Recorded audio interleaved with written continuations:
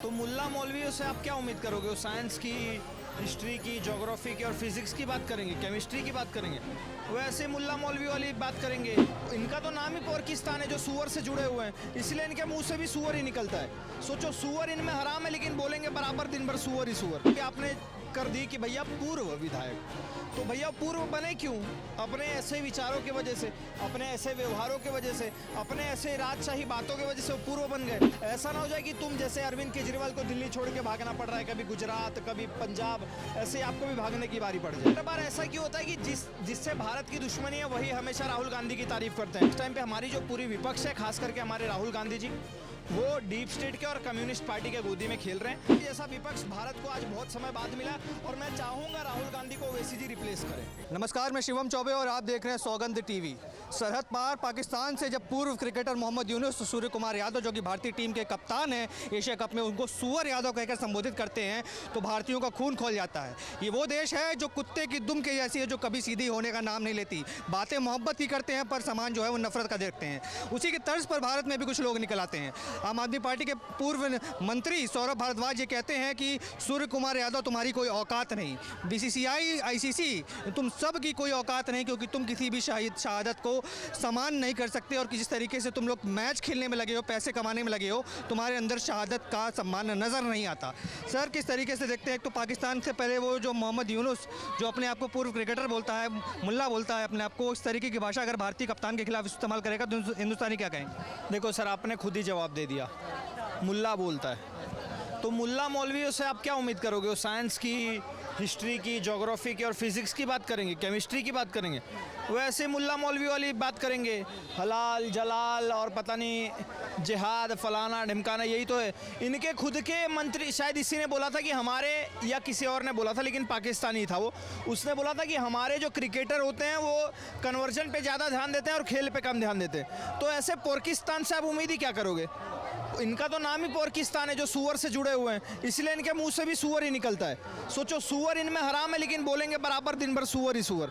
तो ऐसे लोगों से हमें कोई उम्मीद नहीं। और दूसरी बात भी आपने कर दी कि भैया पूर्व विधायक, तो भैया पूर्व बने क्यों? अपने ऐसे विचारों की वजह से, अपने ऐसे व्यवहारों की वजह से, अपने ऐसे राजशाही बातों की वजह से वो पूर्व बन गए। क्योंकि जनता को पता है कि भैया ऐसे लोग सिर्फ बड़ी बड़ी बातें करते हैं। जिसने हमारे भारत का साथ दिया, ये सारे लोग उसका विरोध करते हैं। इसीलिए दिल्ली की जनता ने इनको लात मार के भगा दिया। और सौरभ भारद्वाज अभी भी नहीं समझ रहे हैं। ऐसा ना हो जाए कि तुम जैसे अरविंद केजरीवाल को दिल्ली छोड़ के भागना पड़ रहा है, कभी गुजरात, कभी पंजाब, ऐसे आपको भी भागने की बारी पड़ जाए। यहाँ पर किस तरीके से देखेंगे, कहीं ना कहीं विरोध तो था भारत के अंदर कि मैच नहीं खेला जाना चाहिए। अब कई लोग कह रहे हैं कि खेला, चलिए एक अंतिम में संदेश दिया, हैंडशेक नहीं करी, जवाब दिया कि पाकिस्तान को कि ऑपरेशन सिंदूर की यादें आज भी ताज़ा है और हम शहीद परिवारों के साथ खड़े। देखो सर, इसमें तो मैं खुल के बीसीसीआई का विरोध करूंगा। हम खुद चाहते थे कि भैया क्रिकेट मैच ना हो। एक तरफ तो हमारे माननीय प्रधानमंत्री नरेंद्र मोदी जी बोलते हैं कि भैया पानी और खून एक साथ नहीं बहेगा, ट्रेड तुमने बंद कर रखा है, लेकिन तुम क्रिकेट बराबर खेल रहे हो। हमारी जो बीसीसीआई है, आईसीसी को 70-80% फंड बीसीसीआई देती है।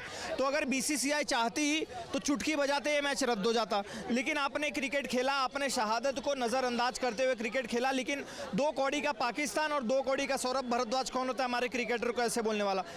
वहाँ पर शोएब, ये कौन है, शाहिद अफरीदी, जिहादी पाकिस्तानी क्रिकेटर, वो बोलता है कि भैया राहुल गांधी जी अगर प्रधानमंत्री होते तो ये जो हैंडशेक वाला मुद्दा हुआ वो होता ही नहीं, क्रिकेट चलता बढ़िया से, रिलेशंस अच्छे हो जाते।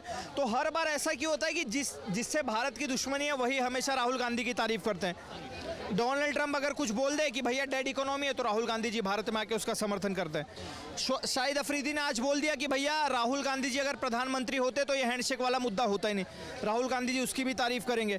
पाकिस्तान बोलता है कि भैया हमने राफेल गिराए, तो राहुल गांधी जी हमारे भारत में सवाल पूछने लगते हैं कितने राफेल गिराए, कितने राफेल गिराए।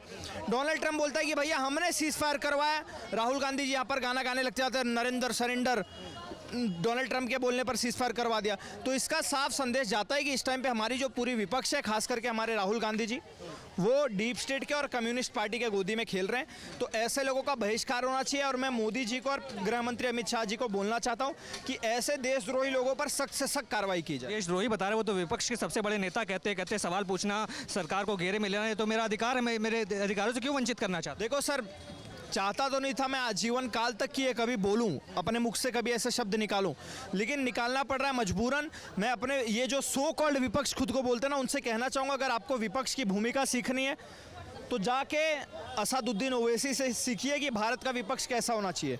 उनके सवालों से सीखिए कि विपक्ष को कैसे सवाल करने चाहिए, ना कि कितने राफेल गिराए, नरेंद्र सरेंडर, वोट चोरी जैसा विपक्ष भारत को आज बहुत समय बाद मिला। और मैं चाहूँगा राहुल गांधी को ओवैसी जी रिप्लेस करें। आप देख रहे हैं सौगंध टीवी, सौगंध वतन की।